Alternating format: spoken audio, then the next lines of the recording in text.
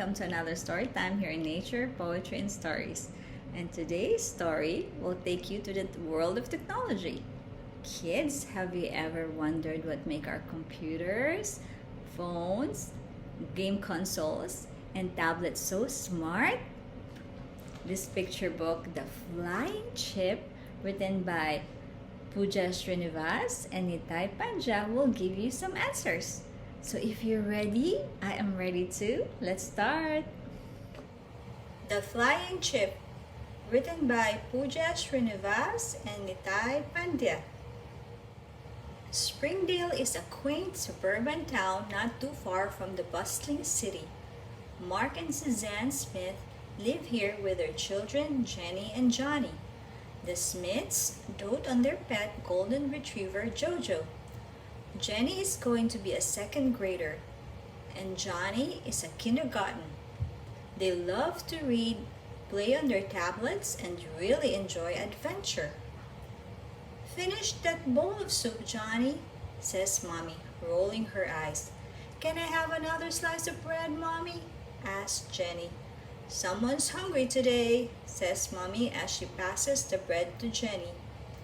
"You had your fill, Jojo," says Daddy, as he signals Jojo to stop begging for more table scraps. Jenny and Johnny have many friends in the neighborhood, but their best friends are Sarah, Cody, and Jay. Ever since the summer break began, the children have spent a large part of their days playing and running around together. On the last summer evening before going back to school, the children gathered to play in Jay's driveway. "Let's play basketball," Sarah screams. Jenny, Johnny, and Jay join the game. "Watch how I dribble the ball," Cody squeals in excitement.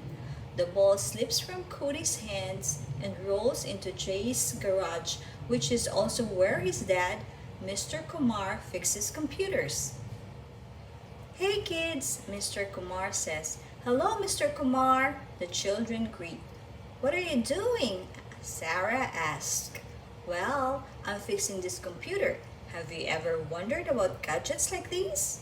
Mr. Kumar points to the stuff on his work desk. "Would you like to know what is inside your mommy and daddy's computer that makes it so smart?" "Yay!" The children scream in excitement as they gather around Jace's father. "Do you see these colorful buttons with bands that look like bugs?" Jay's father asks. "They are the components that make phones, computers, and even your toys work wonders. Look how they are mounted on this green board, which is called a circuit board. The circuit board is like a Lego base, and the components are like Lego bricks. They all work together as a team," he adds. The children bend over the table to take a closer look. "You know how the phone or computer screen lights up when you push the power button? That is where the energy comes from," says Mr. Kumar, pointing to the battery on the board. "Aha! So it is the battery that needs to be charged when my toy car begins to slow down," chuckles Johnny. Mr. Kumar nods with a smile. Mr. Kumar points at the shiny lines on the circuit board. "Whenever you type or tap a picture on the screen, these thin wires carry your messages to the right place." "They look like the busy roads downtown," Cody observes. "All of this looks like a maze to me," Jenny remarks. "I am imagining text messages zooming through this maze, like bikers riding on a narrow road," says Jay with a mischievous smile. "Vroom vroom," hollers Johnny. Sarah and Jenny enjoy this dramatic conversation. All of them are looking at Mr. Kumar's desk with curiosity and amazement. "Do you see this thing that looks like a caterpillar?" Mr. Kumar asks as he points to one of many tiny objects. They are called microchips or chips. They are the brain of a computer, phone, or tablet. "Computers have a brain too? Wow," says Cody, his eyes growing wider. If I ever found this in my bag of potato chips, I wouldn't eat them. They look like somebody burnt them, says Jenny with a frown. The children burst out laughing. These chips do all the magic that make devices work smart, Mr. Kumar explains. You would find these chips almost everywhere. Everywhere? Asked Sarah with a puzzled expression. They are in your phones, dishwashers, microwaves, cars, and even in airplanes, Mr. Kumar adds. The children are surprised to learn interesting things about gadgets.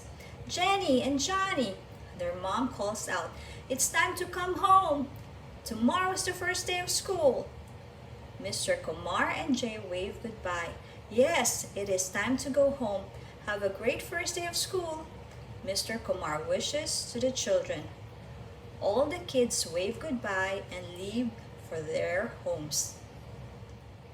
You know, Mommy, Jay's dad showed us what is inside a computer, says Jenny in a voice filled with excitement. That sounds interesting, says Mommy with a smile. And just the way Daddy fixes big machines, Jay's dad fixes computers. You know, the inside of a computer looks like a board with tiny colorful buttons on it. And everything is so teeny weeny and confusing in there, Jenny explains. Okay, honey, I know you're excited, but tomorrow is a big day, Mommy says as she gently pats Jenny's head. You need to sleep now. Remember, school begins tomorrow. Good night, Mommy, Jenny says, pulling her toy bunny closer. Good night, honey buns, says Mommy as she kisses Jenny and Johnny good night. Jenny quickly falls asleep and dreams about her day. Hello there, little lady. Is that really you, Chip? I saw you inside a computer today, Jenny exclaims in disbelief. Yes, I am that Chip. And no, you don't find me in a bag of potato chips, says Chip with a playful smile. Jenny blushes. Would you like to join me for an adventure? Chip asks.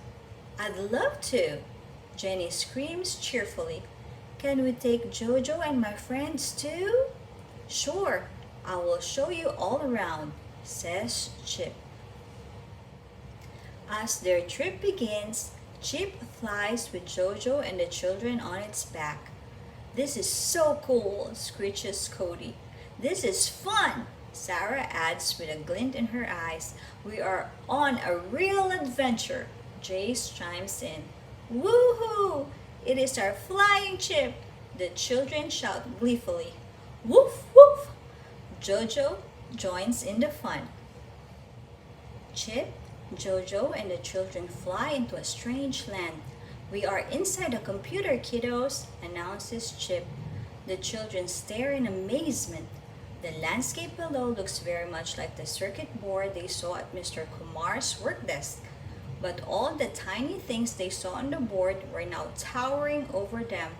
They look like gigantic and colorful skyscrapers. The shiny wires look like roads that join each block. The children feel like they have shrunk. Everything around them is larger than life. Howdy, Jojo and kids, says a colorful block. Howdy, says the kids as they wave back. Woof, woof, Jojo greets in return. Just as you, Mommy or Daddy have a unique role to play in the family, every part of a computer is designed for a specific job. Some carry the messages from one place to another, some do the calculations, some keep the computer cool, while some give the energy it needs to work, Chip explains. Now, let's get back to the real world, and I can show you how chips like me are here, there, and everywhere, Chip suggests as it prepares to fly out of the computer. Jojo wags his tail. The children nod as they look forward to going back into a familiar world. Hey, look how the car seems to be so small, remarks Johnny as they fly into the real world. And the people look like ants, explained Jay.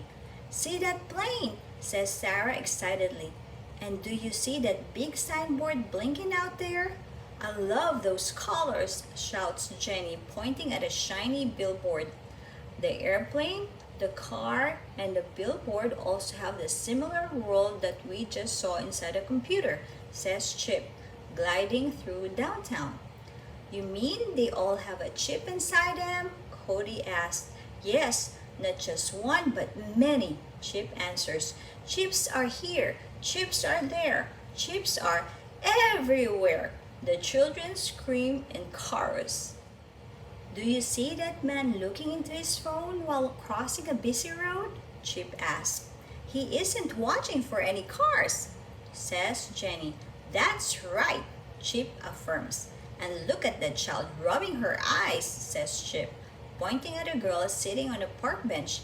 She has been playing on the phone for a long time. Mommy doesn't let me play on her phone for more than an hour, Cody shares. That's good, Chip says, because too much light from our phones, computers, and tablets can hurt our eyes and heads. Now I understand what Mommy means when she says moderation is the key, Sarah concludes. My dad sets the alarm to keep my screen time in check, says Jay, shrugging his little shoulders. Ours too, Jenny and Johnny announce. Spending too much screen time could also take away from your playtime, reading time, and even family time, the Chip says thoughtfully. Jenny wakes up to Mommy's voice saying, Good morning, Cupcake. Did I dream about the flying chip in our adventure? Jenny wonders. You need to wash up and get ready for school, honey, Mommy says. Jenny charges her tablet on the nightstand while she hurriedly begins to prepare for school. She argues with herself, No, the chip is real for sure. Jenny gives Mommy a peck on her cheek as she happily boards the school bus. Jenny sits by the window on the bus and looks up in the sky, and what she sees makes her lips curl up into a giant smile, the flying chip waving at her. Have a great school year, Jenny, Chip seems to say, giving her thumbs up. Thank you, Chip, for all that you have taught us, Jenny says as she waves happily at the chip. Don't spend too much time on the screen, Jenny, says Chip with a wink. I promise I won't, Jenny reassures. Chips are here, chips are there, chips are everywhere. Chip happily sings as it flies high up in the air. The end. Did you like our story for today? Chips are everywhere. And just like a family, everything in the computer, certain parts, they all work together as a team to make all our gadgets and computer and phones work. But remember what Chip said to Jenny, always spend time in moderation when it comes to your gadgets because it can hurt your eyes and it can take you away from your precious reading time and family time and also playtime. So I hope you enjoyed the story for today. Thank you so much for watching. See you again next week here in Nature Poetry and Stories. Have a good night and sweet dreams.